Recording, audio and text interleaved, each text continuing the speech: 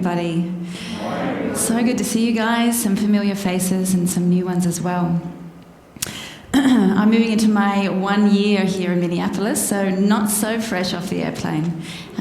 So I think today, is it 3rd or the 4th that I arrived in Minneapolis 1 year ago, so pretty amazing stuff. I always like to start anytime we're able to gather together in community, to share wisdom, to be together. In Australia, we have a tradition called a welcome to country, where you acknowledge the traditional custodians of the land. If you're not an Indigenous person of that area, we call it an acknowledgement of country. So I'd like to acknowledge the traditional and ancient custodians of this land, the Dakota Sioux and the Ojibwe, and just thank them for holding this space here.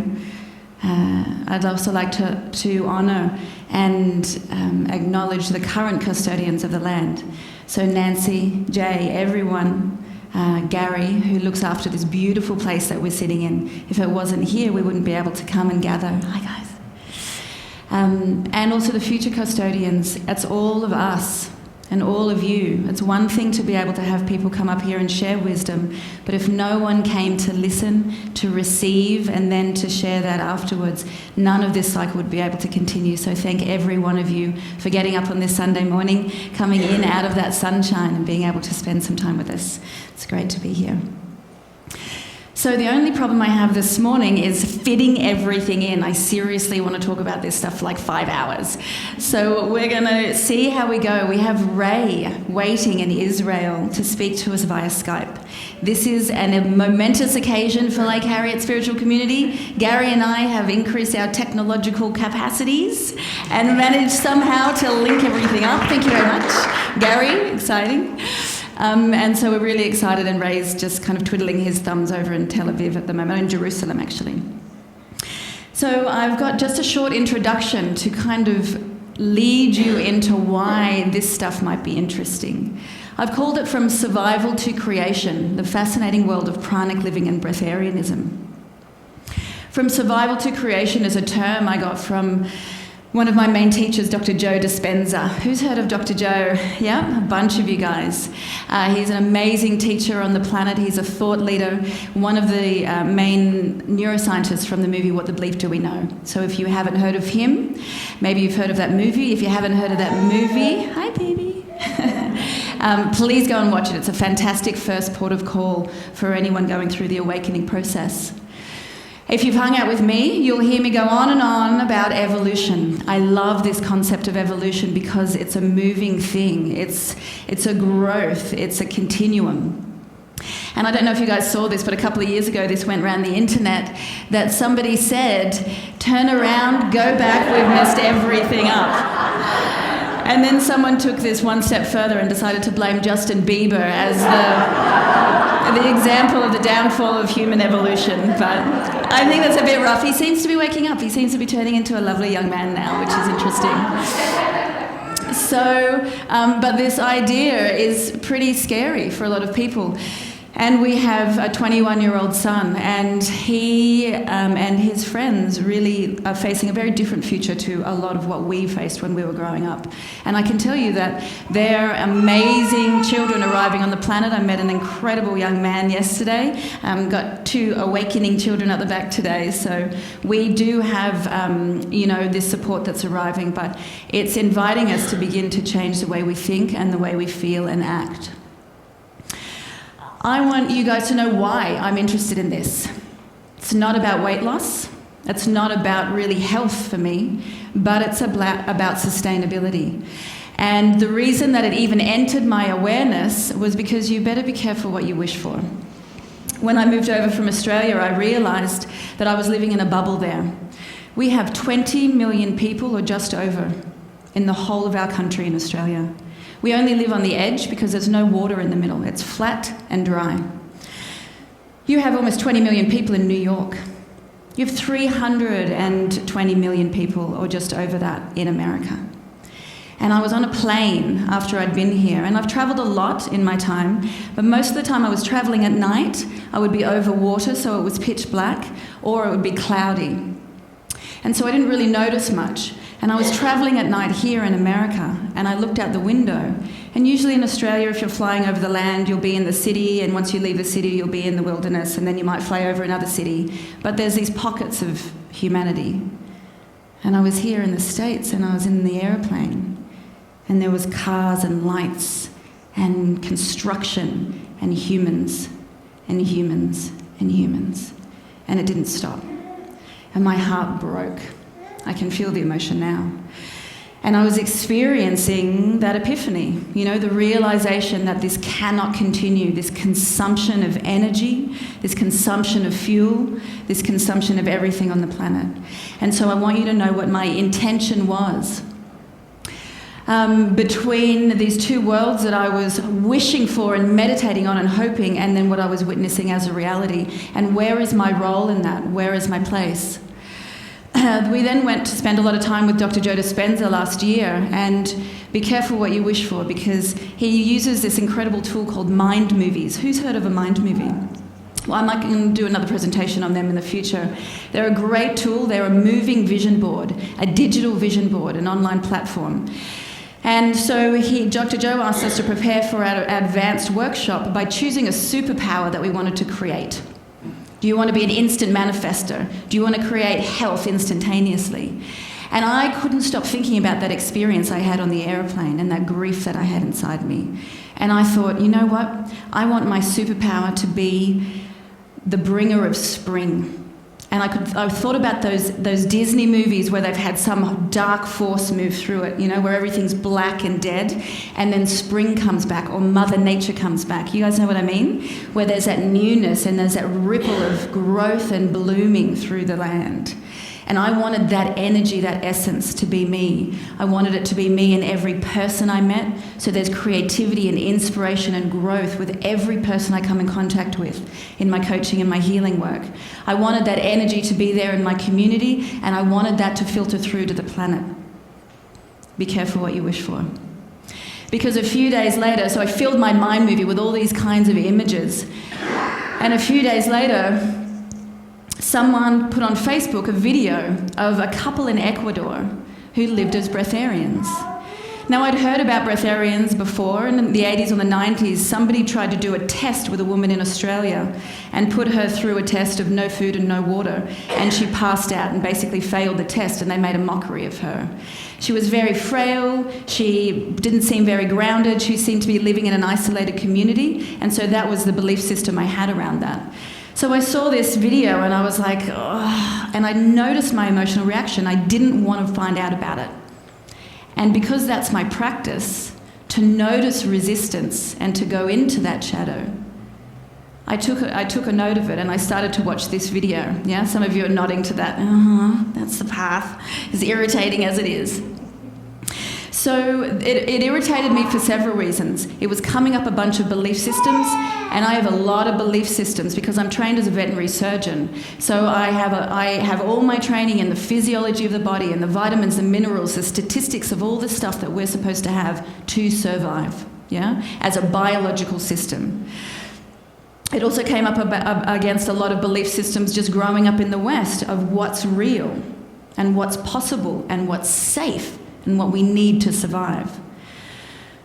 Most painfully, it came up against my darkest shadow, because food had always been a problem for me up until about 10 years ago. After I lost my mother from cancer and a lot of my family from cancer, I became obsessed with cleaning my body and would do these extreme detoxes. I ended up with a severe eating disorder, bulimia, binge eating, cyclic trauma. It was terrifying for around a decade of my life. Western psychology tells you those types of things have a management plan but no cure.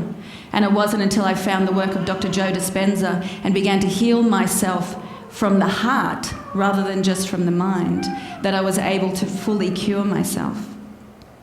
And so then I find out about people who aren't even eating food, and I got irritated. I'm like, I don't want to talk about all that stuff again, But it's all about the intention.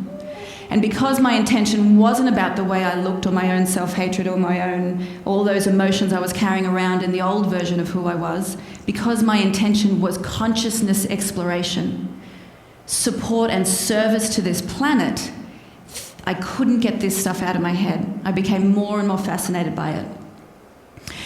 Dr. Joe Dispenza is one of my favourite teachers. I work closely with him these days, and he has some great quotes that I like to put in fluorescent colours so you can't read them. It turned out it was a completely different colour on my computer, I promise you. But he says we can use science to help us build our beliefs about what is possible, but we should never wait for science to give us permission to do the extraordinary. If we wait for science, we're turning it into another religion.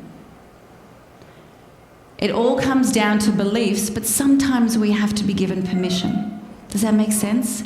There are some people who I guess they call the early adopters, right? The early adopters will see someone else doing it and come along. But there are also those leaders that forge their way through the edges and push their way through the front of this envelope.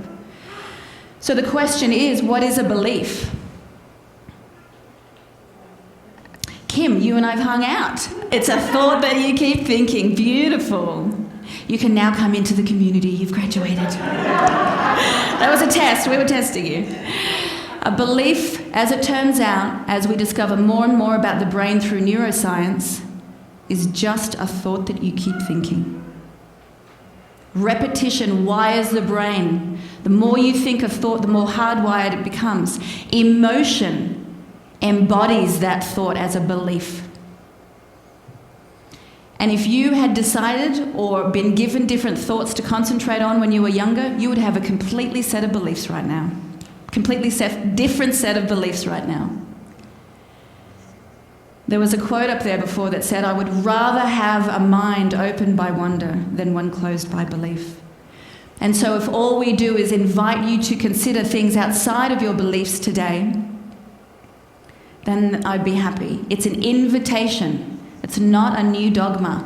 So what are we going to do? We're going to explore the areas where we've been told in the West we need these things to survive.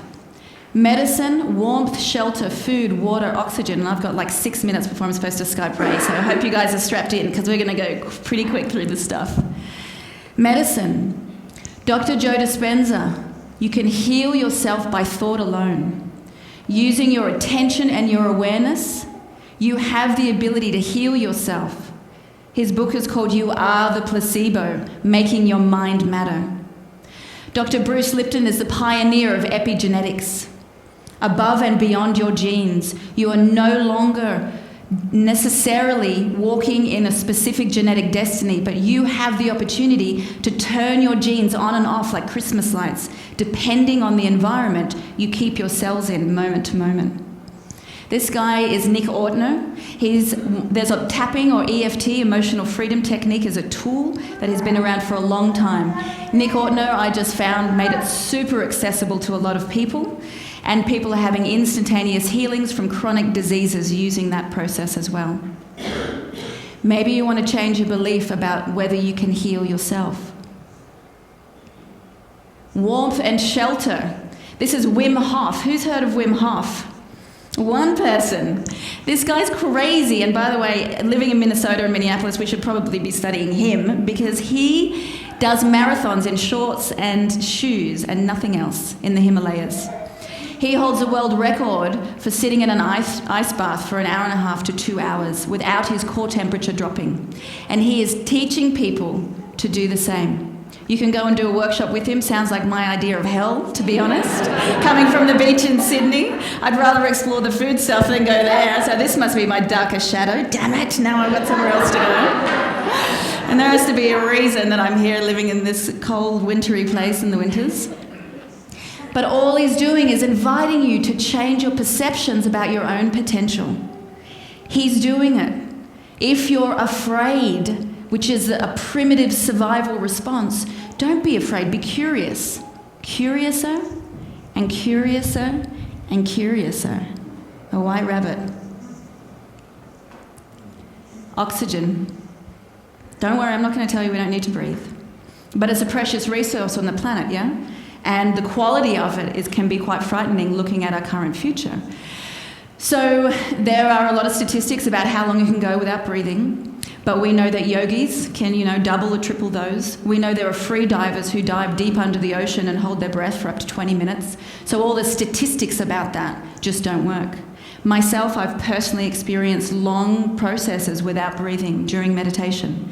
When we were in Mexico with Dr. Joe, I had a really weird experience where I was looking at my lungs and my physical body wasn't moving, but I began to see the quantum field and calculations in physics and mathematics. And I saw oxygen turning into molecules. It was so weird. Didn't take any acid, no drugs whatsoever, just a bit of Kundalini breathing. And then we come to food and water. This is Ray, who we're going to talk to today. Almost 2 meter tall, big guy, not living in isolated community, IT consultant, exercises, really in community, amazing human being. He's been living as a breatharian since 2012, and he's a great teacher of this work. This is the couple that live in Ecuador. She got pregnant as a breatharian and gave birth to this child without eating food. So weird, but amazing. They also teach. And this is Jericho, I can't remember his middle name, Jericho Sunfire. He runs marathons as a breatharian. He used to have a public profile and he got so much slack because society wasn't ready to hear from it. They all constantly accused him of being a liar. He just went offline. He's like, I don't actually care whether you believe me or not, you know? And this is a really interesting thing. People are living like this and they don't care whether you believe them or not. They are happy with the choices they're making and they're treading lightly on this planet.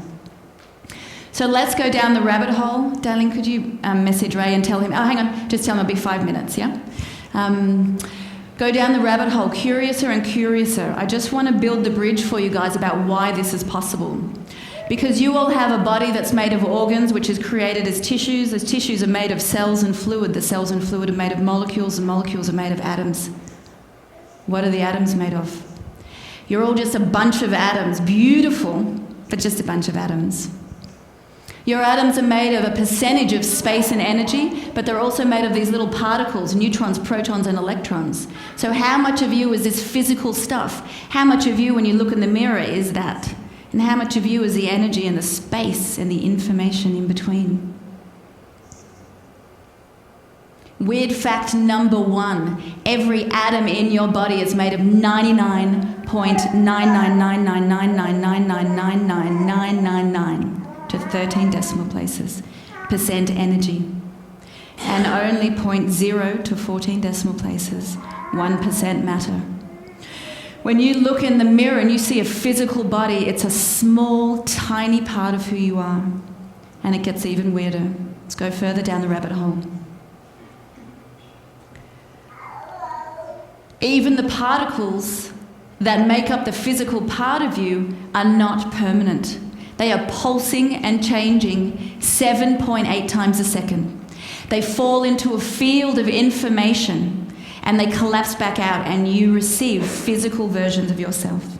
It's absolutely extraordinary, but why does this matter? Because I want you to turn your understanding around from I am a body and I go back into an energetic plane to being an expression from that plane, from this field of information.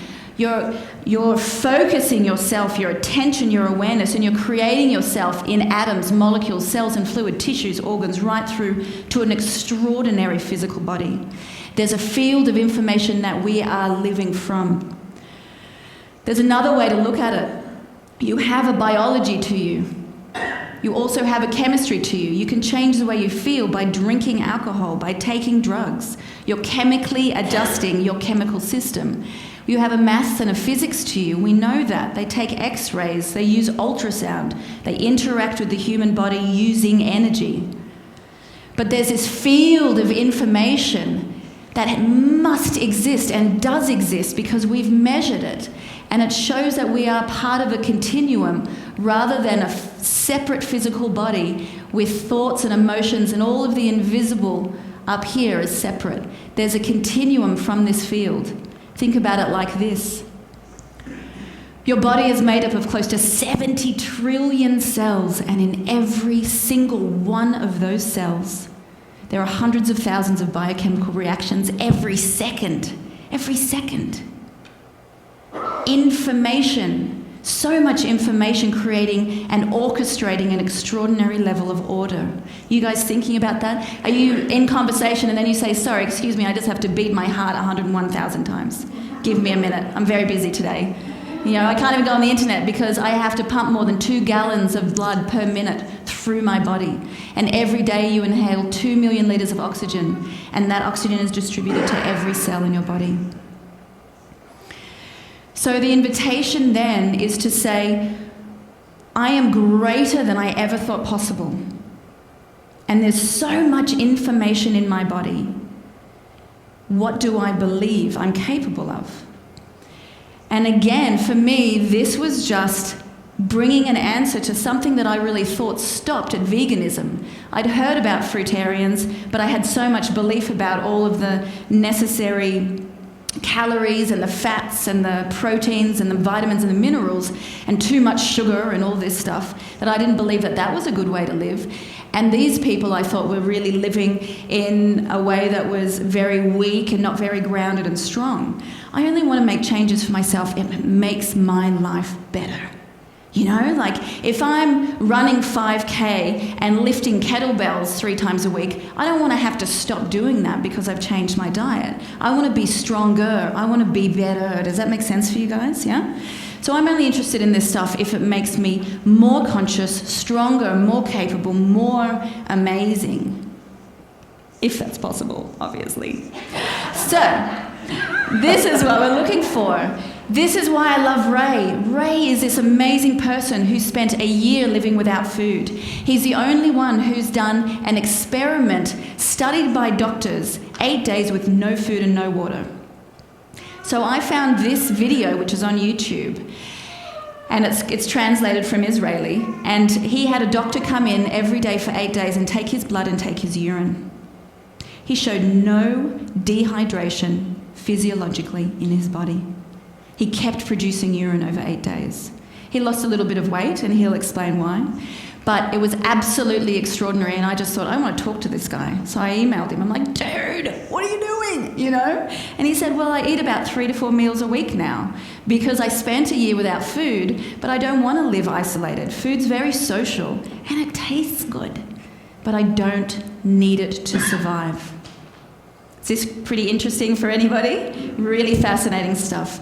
So, darling, could we please get him online now? Darling is my fiancé up there. I'm not talking to Gary. Although he is very sweet. I do love him too. Hello. Hello. Hi, Ray. Can you... Justin. Hello? Hey, Justin. Is that good now? It's excellent. Awesome. Can you see everyone? We do have a webcam, so if everyone waves their arms in the air. Yeah, I can see your backside. They're much better looking from this side, I absolutely promise. Thank you so much for giving us your time today, Ray. I've just been telling people, introducing them to the concepts of the fact that we have an extraordinary body that's connected to this source of information and energy, and that living without food might be a possibility. Good. So can you just tell us a little bit about your background? Do you live in like an isolated community by yourself in a teepee, never talking to anyone? No, not at all. Well, you know, in the Western world, it's a little bit more difficult to be a breatharian. I guess it's much easier to be a yogi, and you just go up into the mountains by yourself, and energy comes in abundance in nature. Oh, I'm an IT engineer in my job. I'm an ex-military. Everybody in Israel has to do mandatory time, so wow. Everybody is ex-military, you can say. I'm mostly into logic, but in the last years I've developed like my spirituality to a different level, especially because ever since I became a breatharian, things just opened up automatically. My awareness, my connectedness, some downloads that I'm getting, like a lot of new information about this lifestyle. Great. Can you guys hear him okay? Yeah? It cuts in and out. Do you have any headsets? Maybe a microphone? Do. Let's see if we can use that. So what Ray was saying was he actually had to serve 3 years in the military. And he's also very left-brained. He's an IT consultant. So what's fascinating is bridging that gap between science and spirituality. And one of the reasons he's such a great teacher is because he wants to be able to explain everything. He doesn't want it to be weird for people. Does that make sense for you guys? Okay, let's see if your microphone works a bit better. So what are the benefits of living without food? Can you talk about why anyone would want to do this? Yeah, oh yeah, definitely. Oh, that's better. Well, first, I don't want to call it living without food. The difference between nothing at all and just a little bit is very, very big. There's only 3 people in the planet right now that actually live without any food or water. And the water, their body actually changed, and it knows how to absorb it by the skin. So I would say that living on a minimal amount of food, and usually it will be juice or anything that is much, much lighter, in a higher in energy. Sort of like fruits, spiritually, are the best things because the trees are actually offering the fruits. Mm-hmm. So most people, just the Breatharians I know, they live off just a few cups of juice a day, or they choose to be just independent and eat once a week, or they know how to balance it. The most important thing for us is to be detached from the necessity of eating on a day-to-day basis, detached from the feeling of hunger or from the feeling of thirst. And the body really knows how to adjust to those higher state of being. Now, one of the things that happens is that you become completely without toxins. It means this is the ultimate detox, and you just, after the initial reset, the initiation, you stay that way. That means that no more detoxes, and it means no more toxins, and it means less disease. If you used to have migraines, then now you don't have any more headaches. There's lots of health benefits. You get a little bit more strength. In the beginning, you get weaker because it takes the body some time to get used to the prana. That's why the initiation takes about 10 days, and afterwards another week or 2 weeks that you're a little bit, you're not as strong. But then you suddenly become stronger, and suddenly you have more endurance to cold and to heat, and suddenly you understand that the body has really, really changed. But the health benefits, it's not just that. It's the skin is healthier, you live longer. I don't know if you guys know this, but the researchers now suggest that living longer, like longevity, usually has to do with eating less. Meaning and they call that calorie reduction, low calorie eating? It's called calorie restriction in science. And they tested this on mammals, and they said that when we feed animals 30 or 40% less, they live 25% longer. And that means for every week of your life, you get 2 more days. And it doesn't mean that you get 2 more days and maybe you'll be older for a longer time. It means that you're actually stretching life and enjoying more life. And that's health-wise. Spiritually wise, you get so many things. First, you are not wasting anything. 50% of the garbage in our house is usually garbage that comes from food. And you don't eat, or you eat so little that you're hardly ever spending any you're not throwing away the plastic bags that you use for your groceries.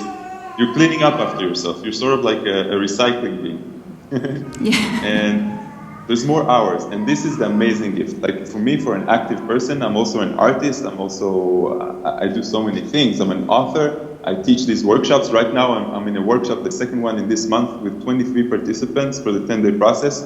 This time it's in Israel, and 2 weeks ago I came back from Spain. I had 20 participants from 11 different countries. One of them even flew in from Japan and from Bali, because these things don't exist in the East. Mm-hmm. And so the hours, first thing, when you stop eating, the digestive system, which is the heaviest system in the body, it gives you more energy because you're not spending as much. So you have about 20-30% more energy. And then because you don't eat, so you don't have to make breakfast, you don't have to make lunch, you don't have to make dinner, you don't have to go shopping, you don't have to clean the dishes, so you don't have to spend much time in the toilet. So you get around, the rule of thumb that I've seen statistically from my participants is that you get about 2/3 of sleep from what you used to sleep. It means that if you used to sleep 7 hours, then you'll get around 5 hours. And you wake up naturally, the eyes just open up.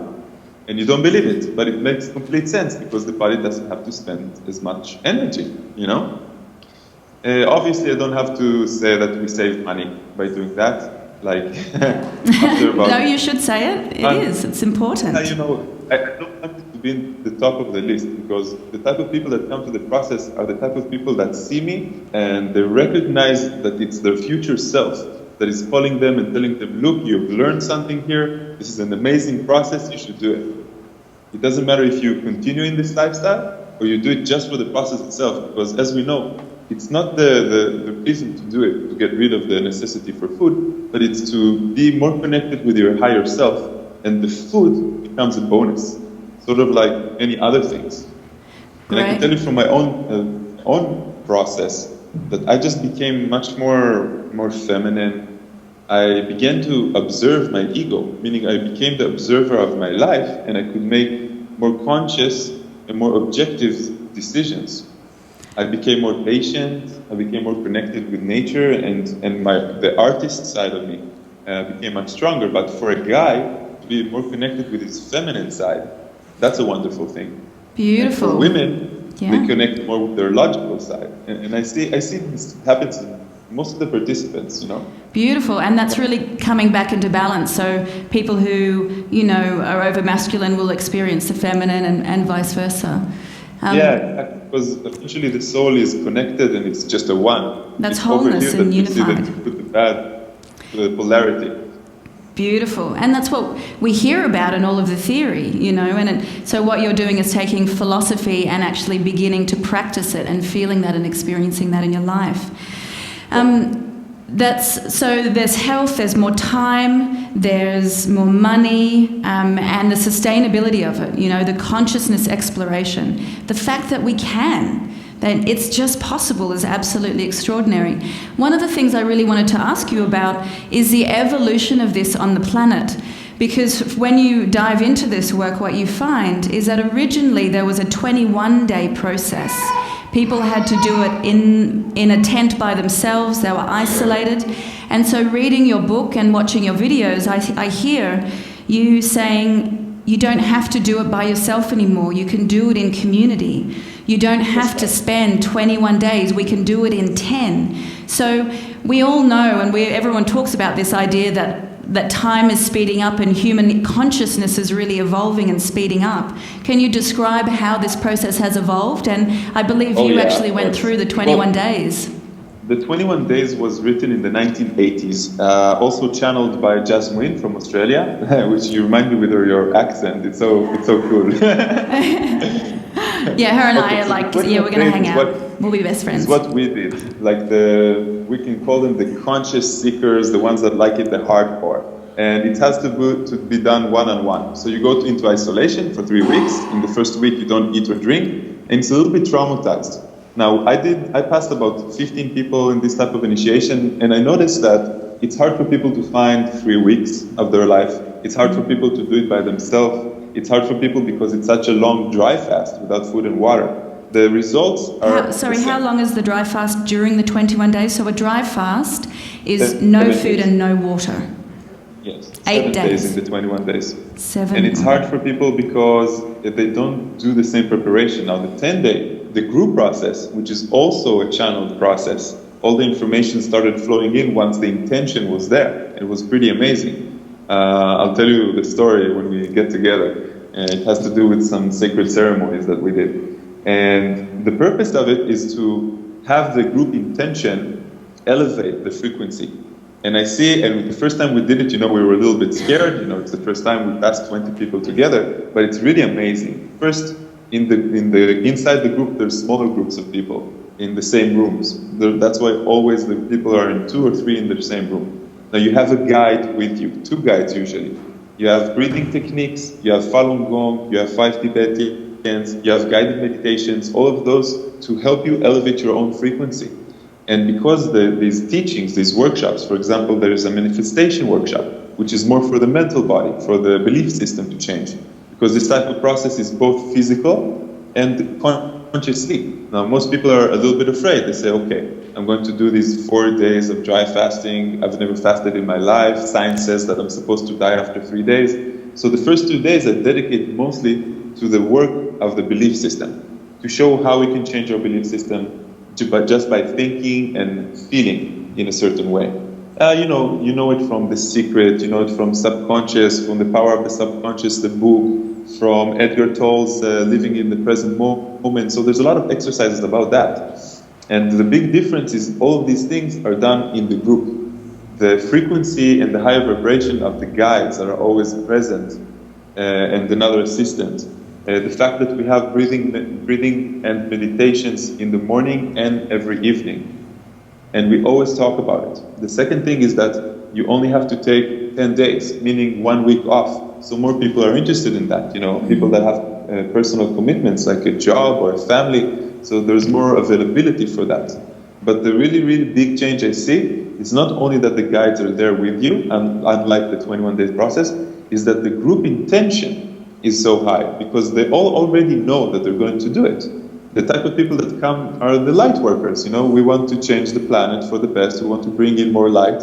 And I love teaching the light workers because we can talk in our own language. We are already the black sheep in our own, right. small community. We're already the ones that test everything that is amazing and cool, and we believe in channelings, and we believe in alien life forms, and we believe in the creation itself. And when this type of people come together, the frequency is really high. It's easy. And even if some people, usually it's about 10%, like 2 people out of 20 have a more difficult time. The others' frequencies and the group intention is so high that the others align to it. Sort of like what happens on the planet. And because the frequency of the planet is altered in 2012, now these type of processes are available. And I believe that in the future it will be even shorter than what we have now. But it's not right now. Right, but at least you've paved the way, and I'm so grateful for that. I'm happy I don't have to do 21 days. Yeah. But the curiosity for me also, and the thing that I love about you and the way that you're presenting it, is that you're not dogmatic about it. You're not strict or extreme, and that you did spend 1 year without food, and you can download his book for free from his website and read about his experience. But what you said was you actually enjoy eating 2 to 3 times a week for social reasons and for taste. And so I just wanted to ask you about that. Well, in the beginning, I was very strict with myself. My education was like that, and I wasn't as forgiving to myself. I didn't understand that I'm actually building resistance. And when I saw that after the 21 days, the guide's recommendation is to stay 6 months in this type of state, meaning just on juice and very little. And I did my 6 months. I said, wow, I'm feeling great. I'm going to do another 6 months like that. And I saw a small resistance coming up from family members, from myself, from missing food and texture. And I went to the television found me, and we did an experiment, which was 8 days without food or water, under medical supervision and always under cameras. And I wanted to show other people that it's possible, that science doesn't really understand everything. And after I did that, I suddenly realized that I don't want to be as extreme as I used to be. I already proved my point. And for me, it was like a gift for other breatharians around the world. So people will less ridicule or less judge what they don't really understand, to prove it scientifically, which was really nice for me. But now I feel much better in balance. In the beginning, after the year, it's funny. I started eating once a week, and then I gained weight. Because once you open up the pranic engine, it's sort of like you have 2 engines feeding you now. And since my belief system was so into the energetic nourishment, then anything else I put into my body, the body didn't just take the energy, it just stored it. And after that, I had to do some mental work, and I let it go, and I said, okay, body, it's okay for you to also nourish yourself a little bit from this and a little bit from that, and I rebalanced myself. And after about 2 months, I decided, okay, once a week is not good enough for me, I'm going to do 2. And then I found out that I'm really enjoying it. I don't feel heavy. I feel like my body is not really digesting what I eat. I feel like it's sort of like with a small child. The little bit that you put into the body, the child's body will know how to make the most benefit from it. So even if you eat something that is not good for you, supposedly, because you believe it's good for you, because you bless it, because you're okay with it, then the body makes it really good for you. And because it doesn't have to fight the toxins, a lot of the energy of the body is to clean up the mess that we're already putting in. And it's not only the food, it's also the stress, it's also the inharmony with ourselves, meaning not loving ourselves enough, or not thinking that we deserve enough. It's many things. It's a very complicated system, the 4 bodies. And that's what I strive to explain to the participants. And these are the exercises we do. We try to balance the 4 bodies. The spiritual, the mental, the physical, which we all know already, and the emotional. Beautiful. And one of the things I love most about Ray, when he was finishing his 8 days of no food and no water, all he wanted was Nutella. I just want want to eat Nutella. I think that would be me as well. So we just have a few more minutes. Would it be okay if I just saw if there are any questions from the guys that are here? Of course. Does anyone have any questions? Yes, how are you? Ray, my question is, whatever is less, but after you start eating again, what do you eat or what don't you eat? It differs. For example, I have a very good friend that is the Breatharian. He only eats the organic fruits, hand-selected by a farmer he knows personally. And for me, it's not about that. For me, it's about the experience of the taste. Since we are now free from the necessity of balancing vitamins, minerals, and carbs, and everything the body needs, we just saw in our blood tests that we get everything we need. So it's mostly about the pleasure. So for me, pleasure can be hummus, it can be a pizza, it can be a salad if I like the salad. But I can tell you that I no longer eat just to fill myself up. I don't eat bread with other things. I won't have an omelette. I'm a vegetarian for 5 years now, so I won't eat any type of meat because it has the lowest vibration. And it's really about the enjoyment. Once you don't feel hunger, then you really take every bite in full consciousness. And you're like, oh my God, this tastes so good because I don't have to have it, and I'm yet enjoying it. So it takes even a longer time to eat. Right, and one of the fascinating things I read was, yes, you don't feel hunger, but you also don't feel full, and that's something you have to get used to. And we just did 28 days of just juicing, and we noticed we wanted to eat because of emotion, we wanted to eat because of distraction, but it was really helpful when you explained it's one thing to stop feeling hungry, but it's another thing to never feel full. Yes, it's a type of the challenge because we have been programmed ever since we were born, and our mother breastfed us for the first time when we cried. We have an emotional baggage because once we started crying, immediately food was introduced.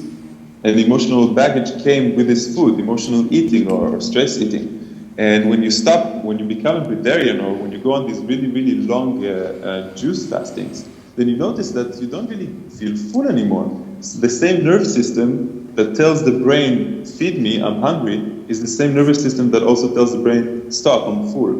And to get out of this cycle of being hungry, eating when it's like you're hungry, you eat, and then you stop when you're completely full, then it becomes a little bit confusing in the beginning because the Breatharian can actually eat until he's completely stuffed, like if you would give a dog. Mm-hmm. So in the beginning, you test yourself. You say, okay, is the feeling of fullness going to come? And you notice that it doesn't come. So 2-3 times you will try to reach your limit, and then you understand that, my God, I don't feel full anymore. So you're somewhere in the twilight zone, and it's a type of the challenge. You will notice that you can drink a lot if you want, but you don't really need it. So in the beginning, it's the brain and the old programming and the habits, and then you get used to it. That's why the reset, the 10-day process, is all about the reset.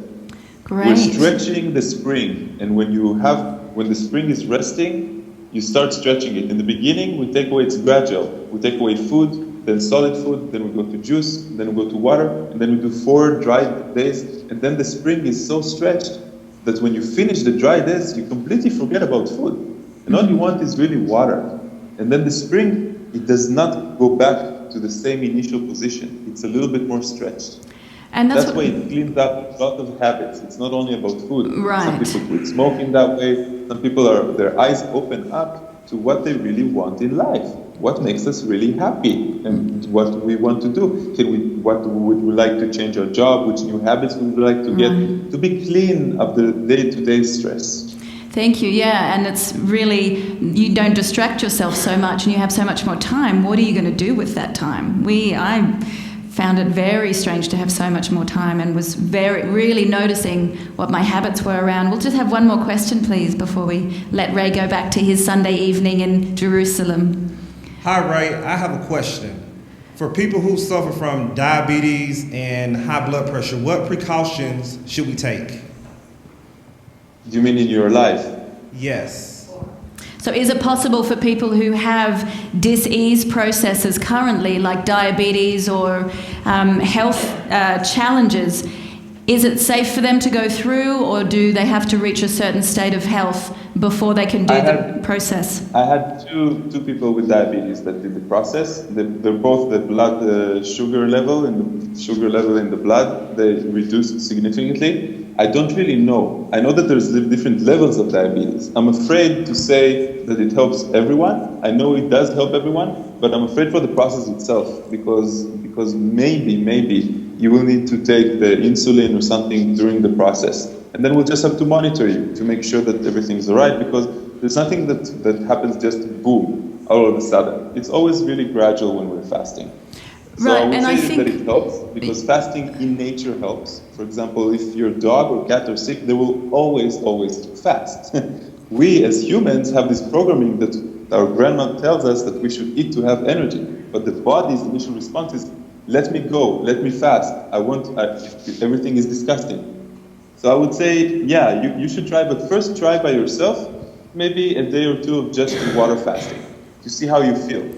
And that's beautiful. Just, that's what the invitation is. If you're curious, just see what it is. And you don't have to always jump to extremes now. You can try different levels. When we began juicing, we did 3 days and then 5 days and then 2 weeks and then 28 days.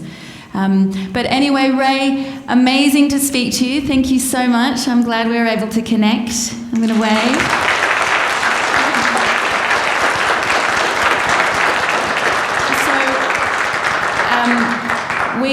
Ray is going to be coming to run his first process in America. When I contacted him, I said, listen, if I can find a space, will you come and we'll get a group of complete weirdos who want to go down the rabbit hole? And so in June, you guys have a flyer. We're going to be going to Washington to an extraordinary place where they do vision quests and ceremonies and things. And we're going to have a group. We already have 18 people, I believe. We can take 28, so we're still collecting a few people. But thank you so much. I'm going to tell them more about that now. But lots of love and light, and thanks. I'll talk to you soon. Thank you, Justin. We'll talk soon. Ciao, guys. Nice to meet you. Ciao. Wow. Could we please have the slides back on? That worked, Gary. Yay!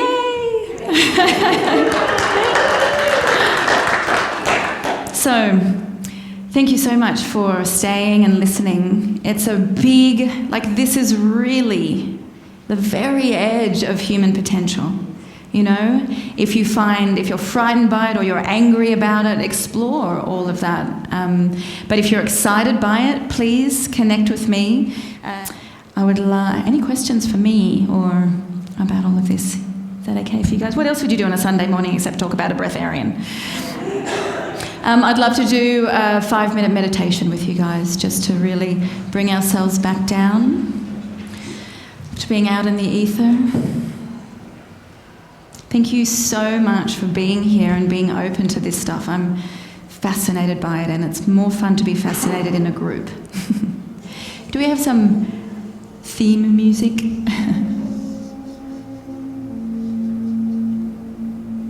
Please bring your awareness gently inwards. Just notice the sounds in the room, the music.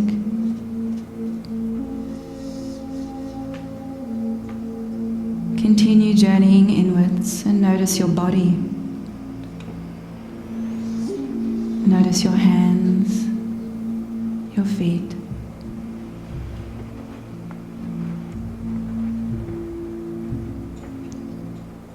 Let's go further inwards to your breath. Notice the inhale and the exhale. This precious breath.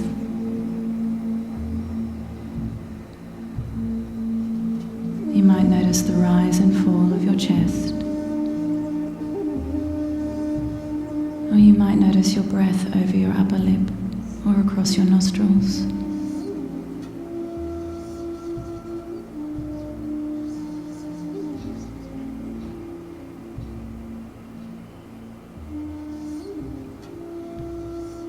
Take your awareness now to your heart, the center of your chest. You might imagine there's a light there, a glow in the center of your chest.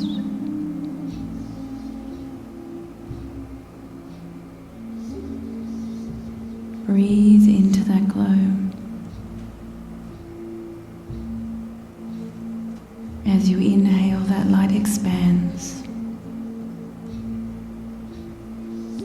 As you exhale, dropping back to the center of the chest.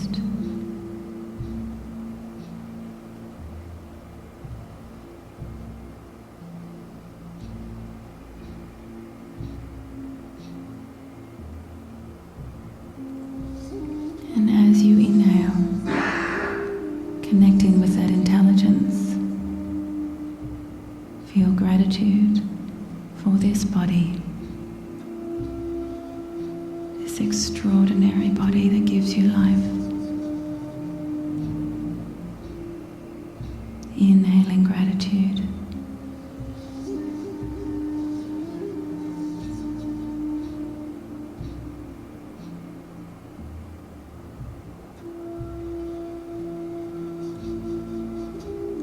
Beautiful. Bring your awareness back to the room now and open your eyes when you're ready. That was absolutely amazing. Thank you very much for leading that discussion.